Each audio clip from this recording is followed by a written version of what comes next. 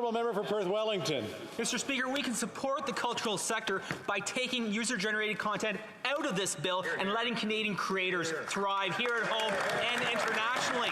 The Liberals claim that user-generated content won't be included in C11, but yet the chair of the CRTC contradicted the government and said that it could regulate user-generated content. We still haven't seen the government's policy directive on C11. The government could do that right now, release the policy directive, and confirm and make it clear the user-generated content will be excluded from Bill C11. The Honourable Minister of Canadian Heritage. Well, Mr. Speaker, I have to admit that the Conservatives are very, very creative because they invent a lot of stuff.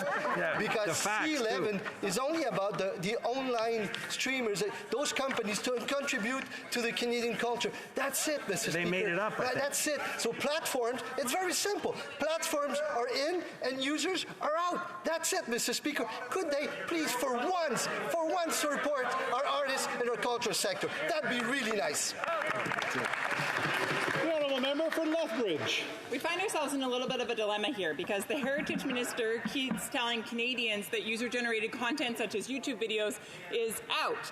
But Mr. Scott, the chair of the CRTC, has said actually user-generated content is in.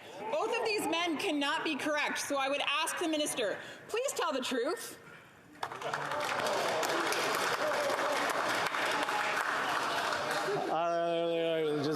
But I think we'll ask the question. The honourable minister.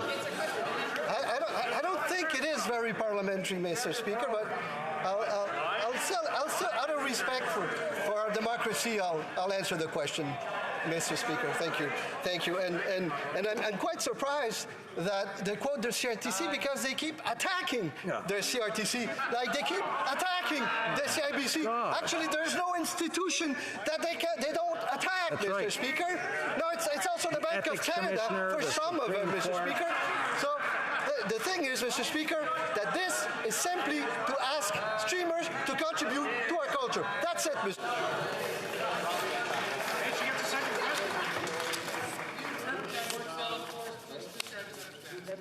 It's not for me to dissect things. All I want to do is make sure that people are listening, that people are able to ask their questions, that people are able to answer them, and that we use parliamentary language. The honourable member for Lethbridge. Thank you. What I find interesting is that I simply asked the minister to tell the truth, but he couldn't even do that. He had to ramble on and on and on and make excuses for himself. So I'll ask the minister again. The chair of the CRTC has said that user-generated content such as Facebook videos is in, it's captured. Meanwhile, the minister has said, no, don't worry, it's not. So which one of these is reality? All right. If we're asking someone to tell the truth, we're saying that they lie. That's basically what we're saying. It's that. So I just want to make sure people are using the best possible language in this House of Commons, so that everybody is comfortable in the direction. So we get good answers, good questions, and good answers. The Honourable Minister of Heritage Canada.